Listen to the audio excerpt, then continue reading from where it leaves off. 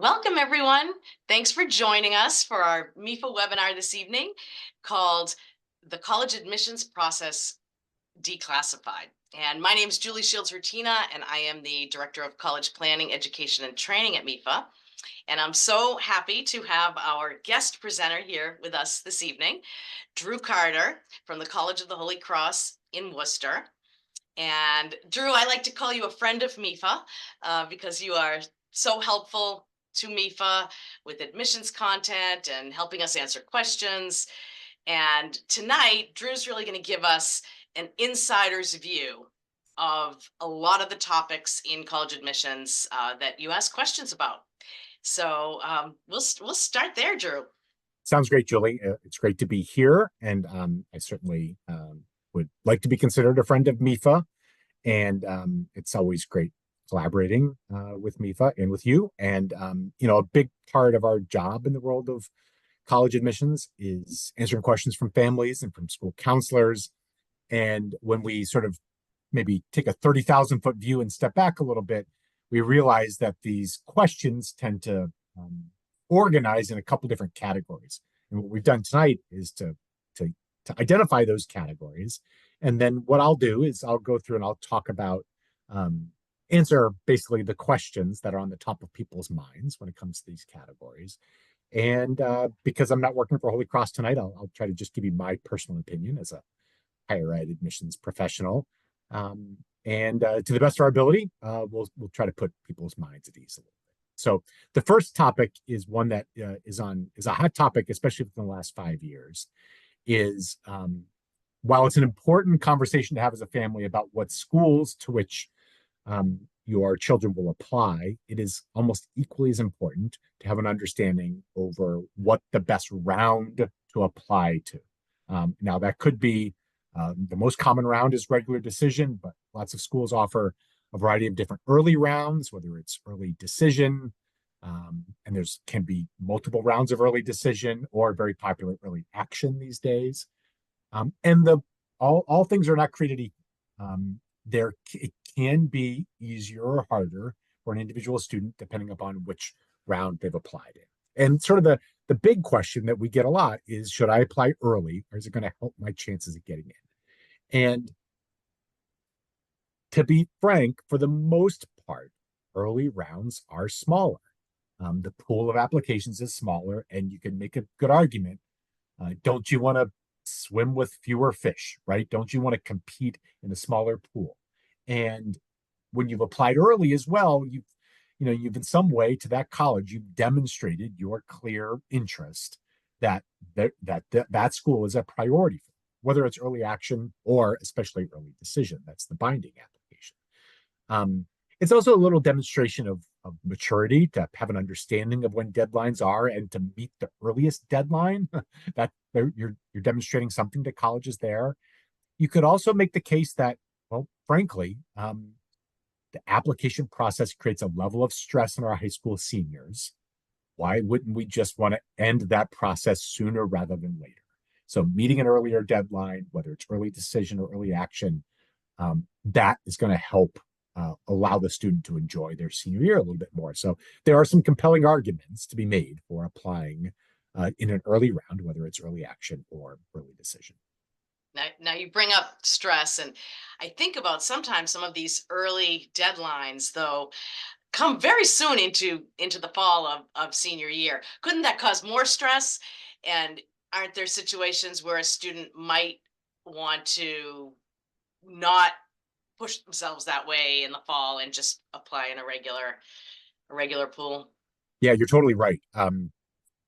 Getting the process over seems like an attractive idea, but we're not eliminating stress. We're just condensing it. And we're also probably heightening the stress in the high school amongst teachers who have to write recommendations earlier on, amongst school counselors who have to compile supporting materials on an earlier deadline. Especially some of these big southern schools have deadlines in October. And that's a pretty tight window here for high school students in the Northeast who may not start school until September. It's a tight window to complete and to compile all the information to submit to colleges. And the truth is, like most schools, read applications the same. It's the same readers reading it early and in regular. It's the same reading process. It's the same committee process. So there are good reasons to avoid this rush and crush of applying in an early round. I think in the end, it's a great conversation to have specifically with your school counselor, because it doesn't matter what people say online. It doesn't even matter what you've heard about the policies at that school. What matters is which round will your application represent the best in, and which of those rounds is going to suit your needs the best. And some of that might be putting you in a position to succeed, and some of that might be just managing the stress of senior year. So understand it's an important decision, but it's a decision to be made in conjunction with your counselor, and probably more than just one conversation. That's great advice. Can you touch upon one other factor, because we get this question a lot at MEFA? Can you just touch upon, people will ask, is there a chance I'll get more money if I apply early, or is there a chance I'll get more money if I apply late in the regular school? I mean, I think the answer is, I know this frustrates people, is it depends. But I think that is a very good question to ask. It is a good question to ask of each school individually, and to ask about each of their rounds. And in the two ways you mentioned, first, do you dole out financial aid equally across all rounds? And then second, what about merit scholarships? Is there a better round to be applying in to qualify for merit scholarships? Because some schools are going to say no, and some schools are going to say, well, if you're interested in a merit scholarship, you've got to be in our early round. So it's a great question to ask, and don't assume that one school's policy is another school's policy, because we all have different policies. But it is a very savvy and sophisticated question that has sort of very real world implications. So these questions, I think, are just as, if not more important than the question about where you're going to apply. It's what round you're going to apply to which of those schools. Thank you. Okay, so the next one, and this is this has stood the test of time, this question, and it's really about course rigor and whether or not students should pursue the highest rigor possible, whether it's moving up into an honors level, or moving up from an honors to an AP level, or whatever it might be. Should students do that even if their grade might suffer a little bit? How will that be looked upon by colleges? And I think it's important to understand that students applying to college, particularly students thinking about applying to selective schools, that they want to show those colleges, that they have taken on some academic rigor, that they have adopted a sense of challenge, particularly later in their high school career, that they're also going to show colleges that they can succeed academically at the level that might be the closest to what a college level course might be at once they're eventually enrolled. So, and the truth is, like, perhaps that student will rise to that level. There's an argument also to be made that your grade may not suffer at all, that the rising tide lifts all boats, right? So there is a sense that I'm asked this both professionally and also personally by lots of friends: should my kid take this class or that class? And I do want to say, rigor in the curriculum is something to be taken very seriously when thinking about course selection, particularly in the second half of the high school career. And does someone have to take the highest level in all of their classes, or can they pick and choose that a little bit? And you're right, there has to be a balance to this. There has to be a balance in a lot of ways. Number one, I think there has to be a performance balance. If you pursue all rigors in all areas, that might cause all of the grades to suffer. If you pursue rigor outside of the student's comfort level, particularly if they have an area of weakness, then gosh, that grade may suffer. But that also, we see a trickle-down effect where other grades may suffer as well. But most importantly, we want to be thoughtful and cognizant of our students' mental and physical health and well-being. Even if the grades do not suffer, we do not want to put students in a position based on their course selection where they are going to suffer from stress and anxiety, and where their mental health may struggle. So this is a conversation to be had with the student, with the school counselor, but also with the parents who know their student best. It is a triangle conversation, And I think there is no easy answer, but I think to your point, I think balance is the right path forward. And colleges understand all of the that balance is necessary, and they're not going to necessarily punish every student who doesn't pursue rigor across every single discipline at all moments when it's possible. And I have one final question, Sure. because we received this question today from a parent who was concerned that their high school didn't offer as many APs as some other high schools, and their student maybe wasn't getting into one of the AP classes they wanted to. So how is that going to affect the application and all of that? So context is the most important piece that we in the admissions world have to understand when we evaluate a high school student's transcript. And by context, I mean, what school do they attend? What courses have been made available to them? What levels of courses have been made available to them? And then how students qualify for certain levels. And then what years those levels might be offered. And it's impossible. Students never believe never believe me when I say, oh yeah, I know exactly what courses are offered at your high school. I know exactly your GPA scale. I know all of that stuff. And it blows their mind. But we have to have an understanding of that for every single application at every single high school from which we receive an application, not just in Massachusetts, not just in the Northeast, but around the world. That's why this is a full-time job. It's why it's a 12-month job. And it's frankly, it's just not as hard as most students think it is. We have our own databases. We have incredible resources on our own campus. And then each high school provides documentation that allows us to understand that context, particularly to understand the courses available and the levels of courses, so that we're never going to punish or reward a student based on the high school they're at and what options they've been given for courses. We'll just seek to understand it so that we can fairly evaluate the transcript. Thank you.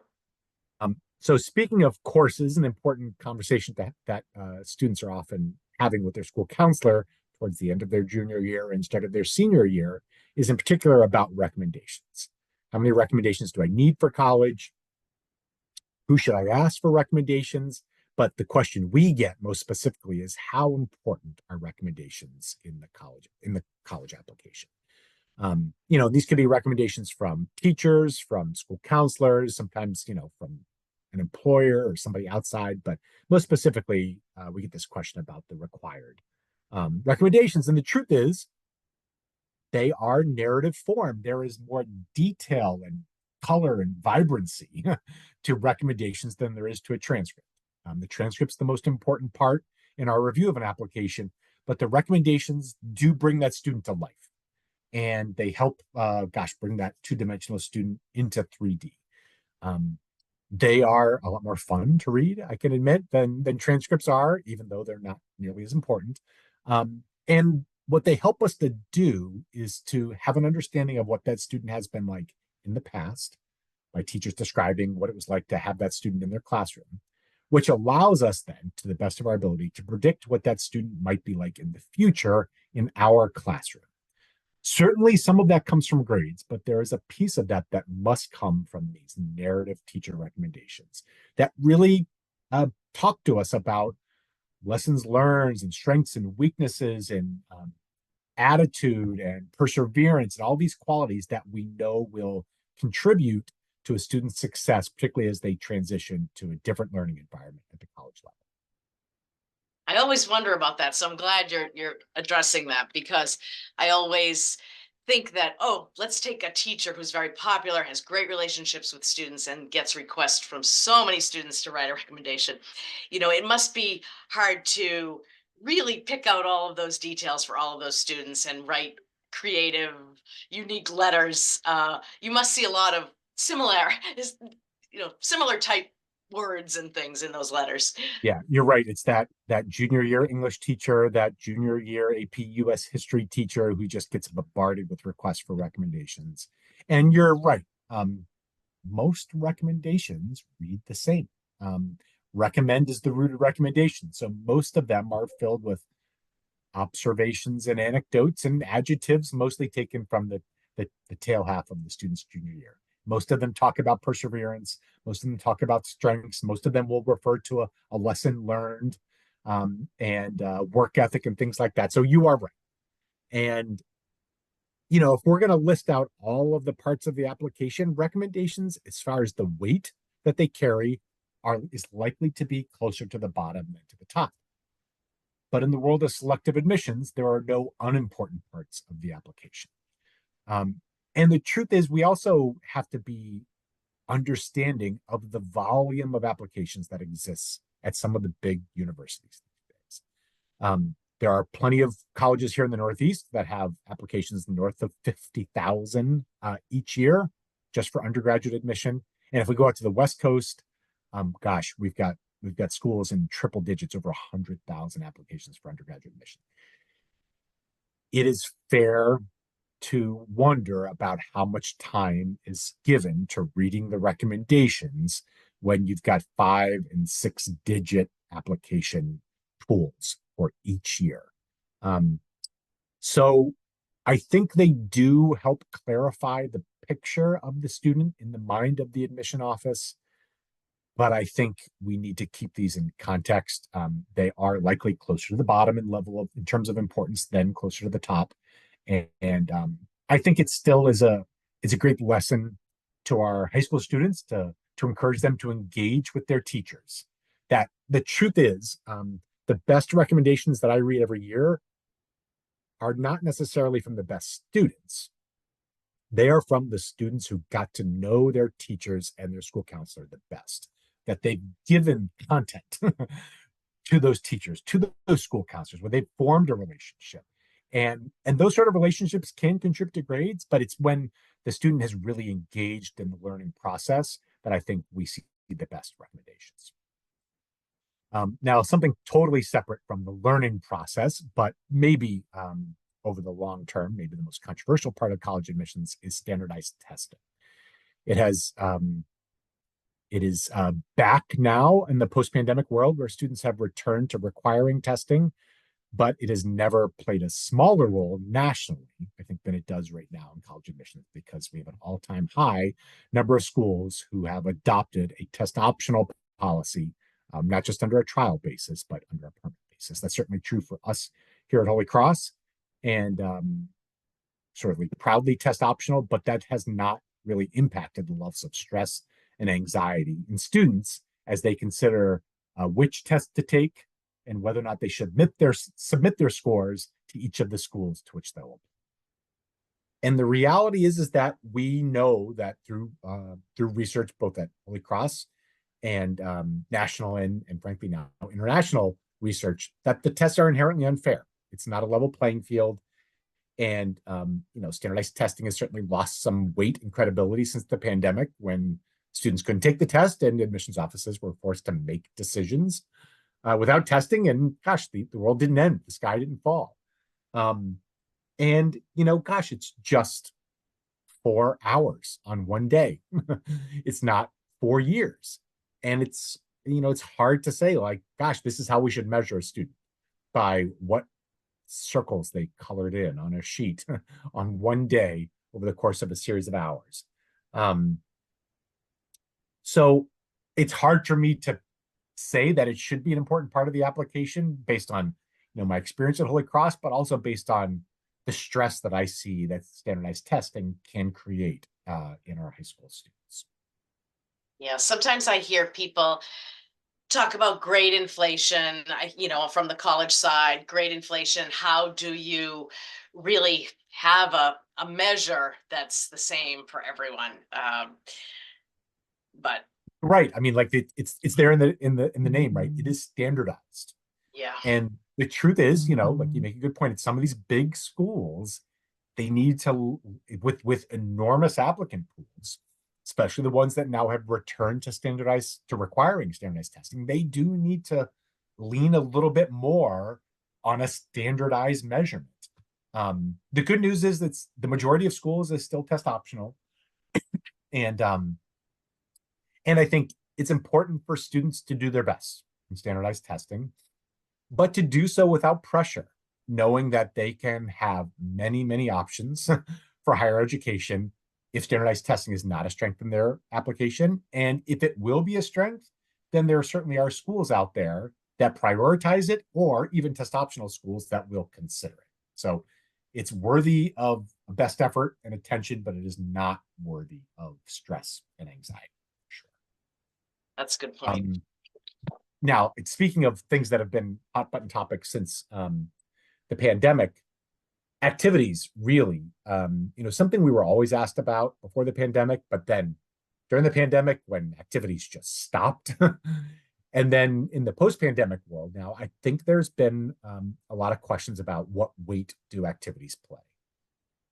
Like I said, it was a question we were always asked, but I think people are really serious now because they've gone through the experience of like, well, there are kids applying to college without activities because there's nothing we could do in 2020 and 2021. So how important can it really be? And the truth is, I think activities play less of a role in the decision than most of the outside world thinks.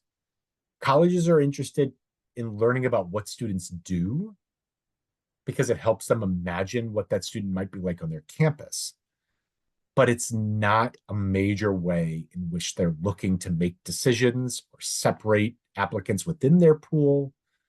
Colleges care that high school students do, but what they do matters much less than people think. Admissions offices, they don't really think that student government is better than a job at CVS. They don't think being in the spring musical is better than going home and babysitting your younger siblings every day. They think something is better than nothing, but there's not this sort of point system or weight valued to certain activities over others. So I'm sort of adamant at encouraging students to do the things that you want to do the things that you love to do, but do. And don't make decisions in your free time based on what you think will impress colleges. And that goes to hobbies. I think in the pandemic, we learned about a lot of hobbies that students have because, gosh, that was all they could report on the application.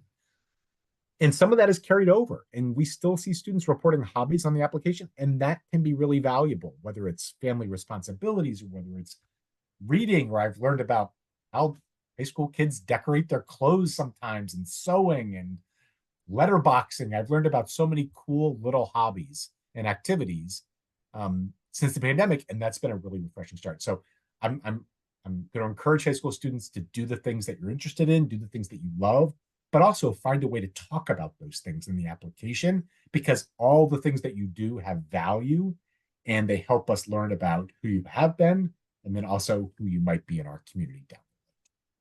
So I love that you just shared all of that. I think that's so important. I'm going to just push you just to do so because we have you here. What about sports? I feel like, when I talk to families, to parents, I think parents think that's more important. And so talk about that, the role of that as an activity. I think that the outliers here are the students who are truly exceptional in a small number of things outside the classroom that might be an institutional priority at a particular college. Okay, so the classic example, right, is the violinist, is the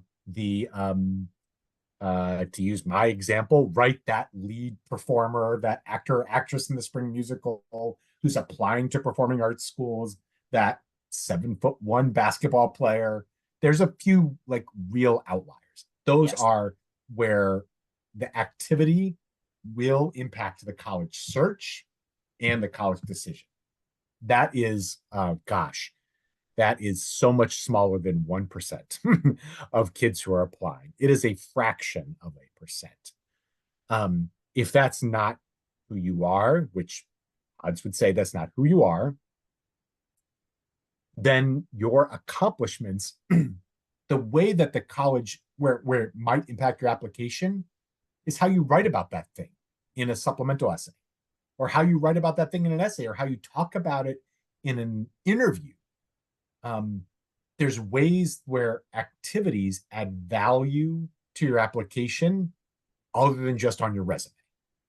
It's in your writing. It's in the recommendations that your teachers are going to submit, and counselor might submit. It seeps into other parts of the application, not just in a list of achievements and activities. Yeah. Yep. So we're still only in June, but it's not too far from when our rising high school seniors will start really thinking seriously about their essay. Um, and, so that really begs the question we get asked all the time, like, what makes a good essay, right? Like, and how important is the essay in me? Now, the essay is my favorite part of the application. That doesn't mean it's the most important part, but it's certainly my favorite part.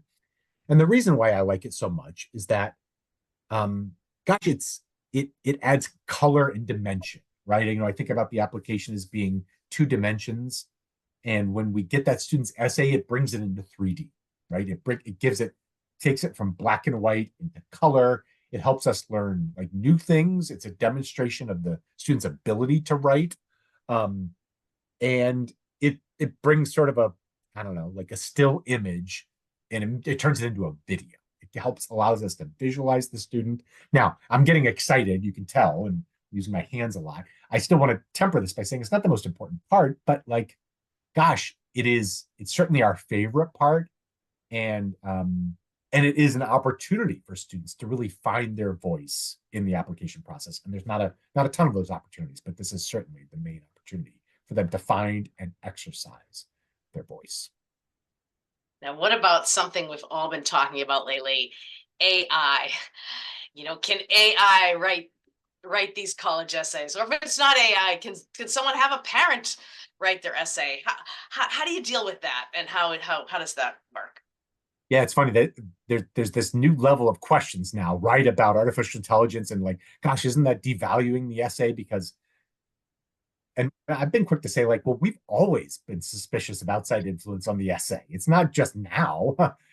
Before it was Google. Can't you just search for a good essay on the internet? And before that, it was older siblings and older cousins and parents. And, there were ways long before the internet for college admissions offices to be suspicious.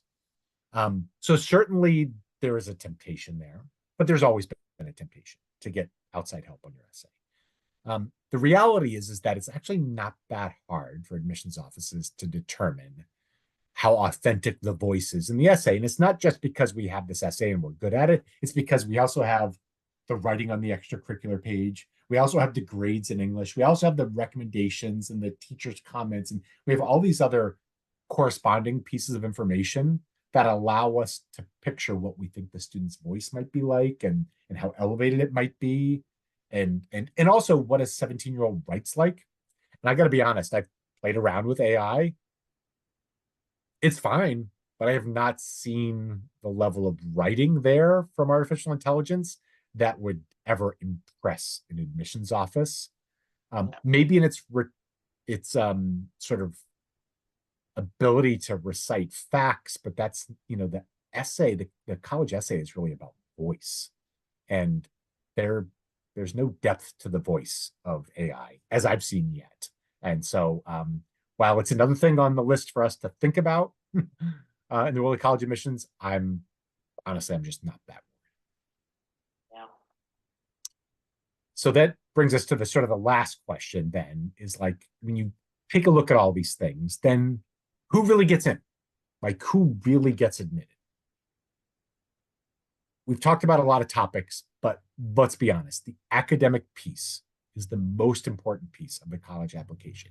By the academic piece, I really mean what school the student has attended, what courses they've signed up for, how they've performed in those courses, meaning the grades, and then depending on if it's submitted or not, standardized testing.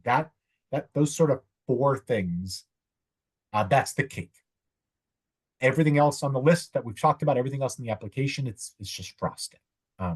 So college admissions begins with academics, and that's the sort of the most important part. It's the engine to college admissions, that transcript review.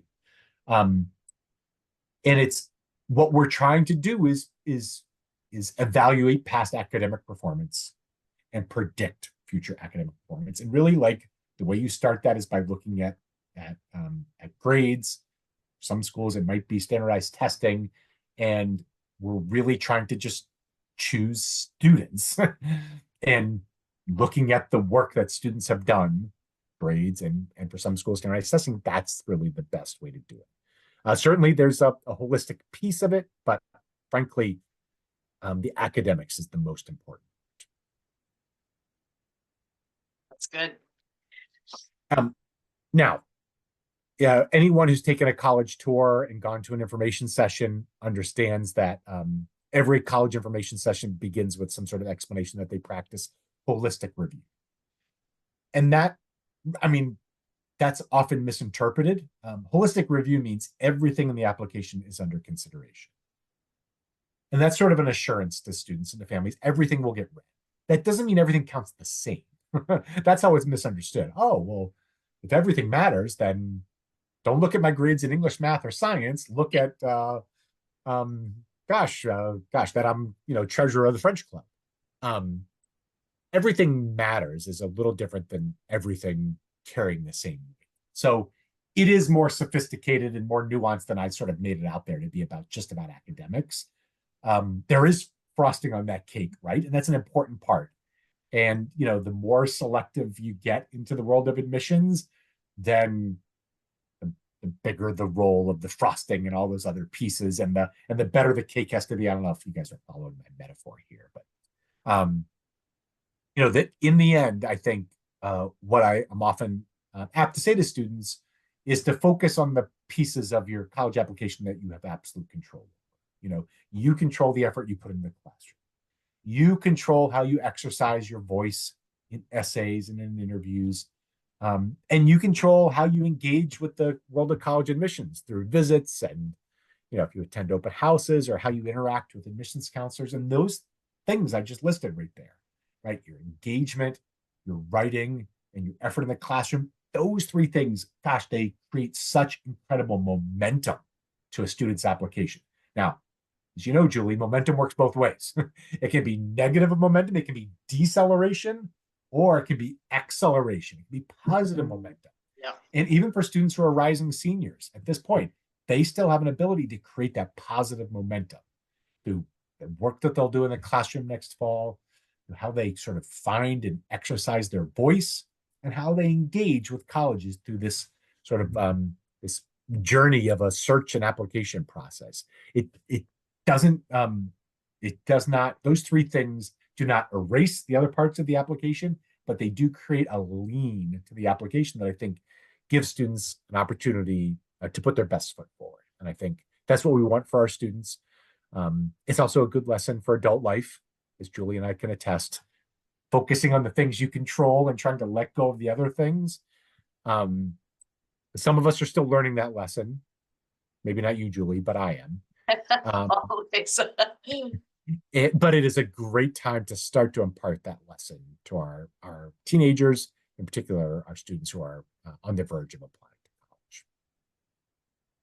So it's so good to hear you talk about how this all works in reality and in practice. Since you're with us, would you be open to a couple of questions? If folks have, of course. We have a few minutes, so if you have any questions or about anything that Drew covered, let me just see. I see we have one. Oh, there is a question. Yeah, that's a great question. Yeah. And I talked about early action and early decision. I talked about the early rounds.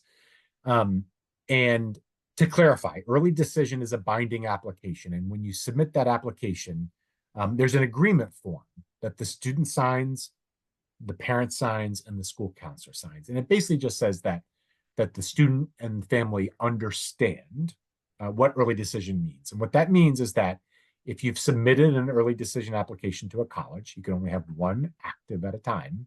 And that's because if you are admitted, then you have promised to enroll at that college. You promised to withdraw all your other applications. For lack of a better term, it's a proposal, right? You're down on a knee with a ring saying to that college, will you have me? Now, there's a stipulation there that you potentially could be released from that early decision agreement if the financial aid award makes it impossible for you to attend. I would just caution families to think very seriously about that and to understand that if cost is going to be a major deciding factor and you're unsure about what your estimated family contribution might be at a particular college, then I would probably say early decision is probably not the best route. That you might be better off in a regular decision in an application round that's not binding, so that you can find out where your cost might be and also compare that to other costs at other potential acceptances that your child may receive from other schools. And I'll just ask an add-on question to that, because we receive this question often. If someone applies early decision or regular decision and applies for financial aid, are they going to get the same package, a similar package, or are they going to get more money one way or the other? And it's a good question. It's a good question to ask of each school specifically, Yeah. an individual. Okay. And I would frame it two ways. I would say, do you dole out financial aid the same way no matter the round, but also merit scholarships? Some schools, are only going to award merit scholarships in certain rounds. Yes. And so that is you could ask 10 schools and get 10 different answers, or you could ask 10 schools and get the same answer. But it's a very important question to ask, both about financial aid policies and about merit scholarship policies and how they might change from round to round. That's a good question. That's great. And there is a question about class rank. Someone's high school doesn't have class rank. How will that affect that student in the admissions process? So every year, more and more schools are doing away with class rank. Nobody's actually bringing it back. There's only schools getting rid of it. So again, colleges, the admission world is not going to punish nor reward you for the school that you attend, but they will seek to understand the context. And that's our job. And we do that in a lot of ways through our own internal data that we've collected over the years. We do that through a document called the school profile, which your school will send in conjunction with your transcript. So whether you attend a school with a rank or without a rank, that's not going to benefit nor hurt you in any way. It's just a piece of information that a school might have or may not have. And so there's no real, and I don't think it's better to attend a school with a rank or without a rank. And again, it's a really good question to ask. But colleges will seek to understand your environment and make sure that they do. Right. And then in all of what you have shared with us, you talked about different parts of the application that are more important and less important. And of course, one thing that families and students hear is that colleges factor engagement into admissions, visiting the school, connecting with the school. But how important is that really, and where does that fit? I'm going to give a complicated answer here. I think it's always important for a student to have engaged in this college search process. And by engaging, I mean some of the things you're talking about, whether it's reading emails, whether it's attending an event, whether it's in person or virtually, an open house or tour or anything like that. I think those are always valuable. Now, it is not a point system. It's not as if every time you do one of those things, you get some points, and if you get enough points, you get in. It's literally not the point.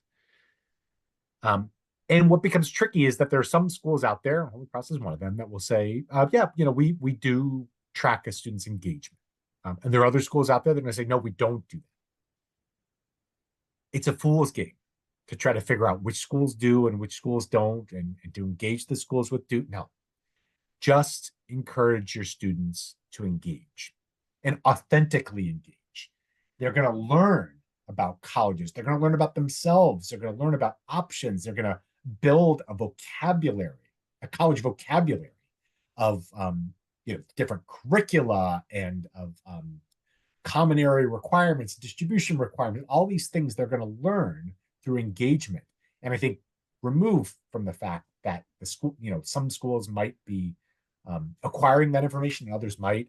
The truth is, the biggest way in which colleges are tracking students' engagement is to learn about themselves, is to learn about what emails work on our end, who's opening these emails, is that a good email or not a good email, and that open house event, was that a good event or not? So that's really the main reason. There are other schools that might incorporate a little bit more in the application, but I think it's a fool's game. Students always win when they authentically engage in the college search process. Well, and one very specific question, does a failing grade in your junior year that then a student has taken a credit recovery course, does that have an impact on the application? I mean, everything in the transcript has an impact. I think one thing I'll mention is that there is a part on the common application in particular, and the coalition application does as well, and most school-specific applications have this as well. It's an opportunity for additional information. On the common app, it's at the very end. And it's kind of an open field. It just says if there's any additional information you'd like to share. That is a great moment to tell the story. Why this one course in this one grade went so poorly, the small lesson learned, and then how you're able to sort of capitalize on that lesson in the credit recovery course. Doesn't need to be a long explanation. That should just be like 5 or 6 sentences. It's a good thing to, to share with your school counselor as well, so they can have that in their mind when they're writing their recommendation. But everything on the transcript matters. But if there's something that like bothers you or worries you or is an outlier, you can share that story briefly in the additional information section on the application. All right, I'll read. I think we have one more. Beyond general academics, do some universities look at particular academic specialties or prospective majors in considering academics? So, for example, is it harder to get into a particular university if you're a prospective student in a very popular major, or say engineering, biochemistry, business, something like that? The answer is absolutely yes. Now, there's a big difference out there. There are like larger universities where you're applying to specific undergraduate colleges or applying into specific majors. Those could have wildly different acceptance rates. It is a very good question to ask, whether or not when you apply, whether you're applying into a certain major. And that also is a great example of how sort of bogus acceptance rates are. Colleges, if you Google blank university acceptance rate, you're going to get a number. But that's just a combination of all their different application rounds and all their different application majors, because, you could see at a particular school where the acceptance rate to their nursing program is single digits. But to their College of General Studies, their acceptance rate is over 50%. So when you just Google that college or university acceptance rate, you're going to get a number, but it doesn't represent either of those programs. So that is a very good question to ask, whether you have to declare a major in your application or if you're applying into a specific program, and to understand what your chances are in that program. Historically, business, engineering, nursing, those programs have high demand with a small number of spaces, so they can be pretty selective, but not necessarily true at all schools. So so the answer is yes. It is a very good question to ask. Well, thank you. This has been terrific. Thank you for giving us the insider scoop, and thank you all for your great questions. And any closing thoughts? Subscribe to the MEFA podcast. That is a great resource, not just because I record podcasts occasionally, but I also listen to them, and I have lots of friends who listen to these podcasts and who find great value in that. Actually, I just heard from a friend who said her daughter was going to start at college in Ohio in the fall, and they had been 4-year listeners to the MEFA podcast, which I thought was very exciting. And I think this is a great time to early summer is a great time to reach out to colleges with questions. It's kind of quiet in the world of college admissions offices right now, so questions that you have about specific programs, specific schools, or just looking to learn, this is a great time to start to engage in that search process. And no question is a silly question. We're always happy to answer, both at Holy Cross, but certainly at other schools as well. Thank you. All right. Well, have a great evening, everyone. Thanks so much, and good luck.